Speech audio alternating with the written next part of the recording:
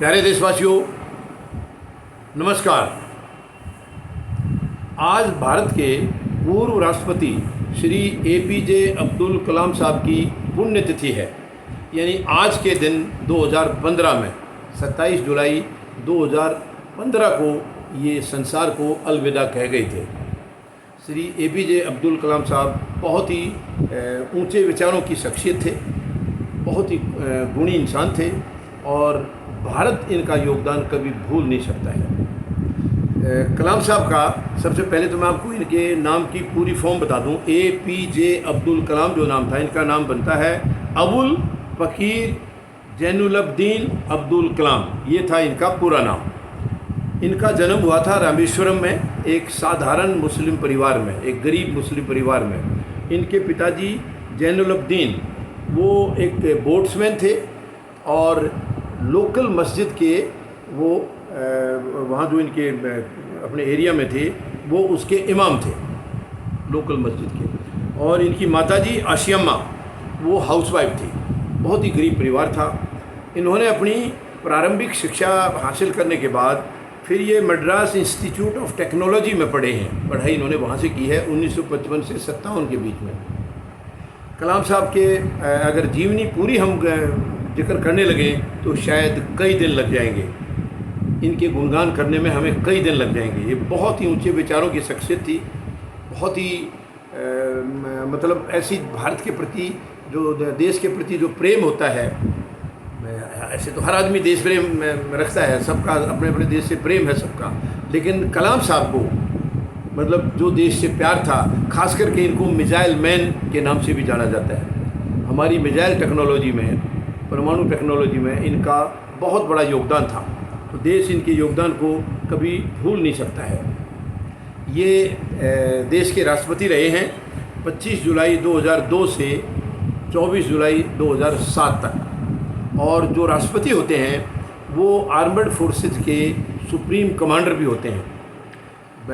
सभी राष्ट्रपति अपनी तरफ से अच्छा ही करते हैं, लेकिन अब्दुल कलाम साहब का आर्मर्ड फोर्सेस के साथ जो रिश्ता था वो बाकियों से अलग था। बहुत ही सुंदर रिश्ता था इनका। जिन फोर्सेज के ये सुप्रीम कमांडर थे उनके साथ इनका रिश्ता बहुत ही बढ़िया था, बहुत ही एक मतलब देखने लायक था।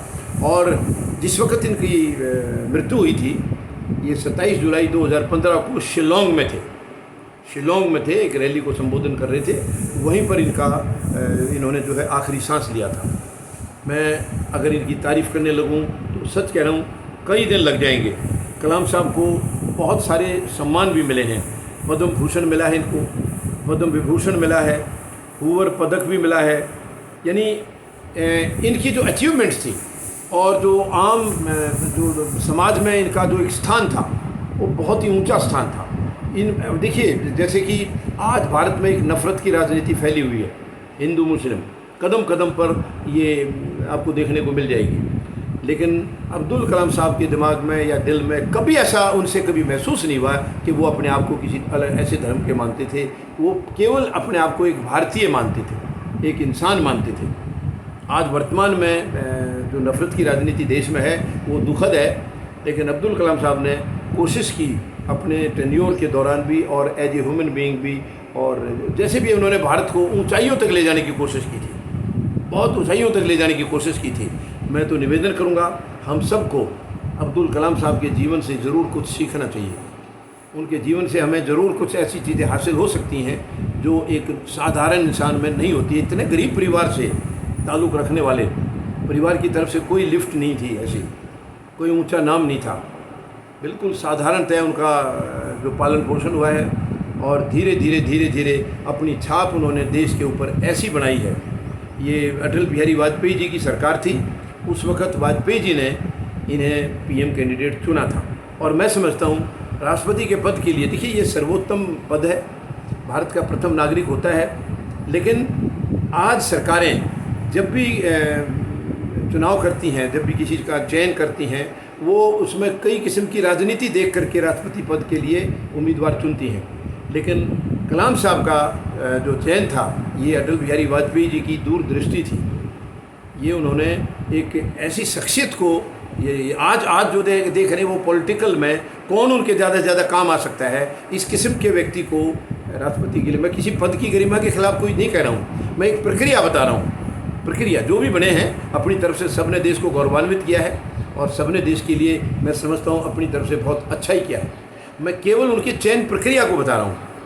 राष्ट्रपति पद की जो चयन प्रक्रिया थी, जो वाजपेयी जी ने जो प्रक्रिया अपनाई थी, मैं समझता हूँ बहुत ही शानदार तरीके की थी। वो उन्होंने कोई ये नहीं देखा कि मैं ऐसे व्यक्ति को राष्ट्रपति बनाऊं जो मुझे पॉलिटिकल करियर में या जो मेरी आगे सरकार के चलाने में और उसमें कुछ मुझे मदद करे।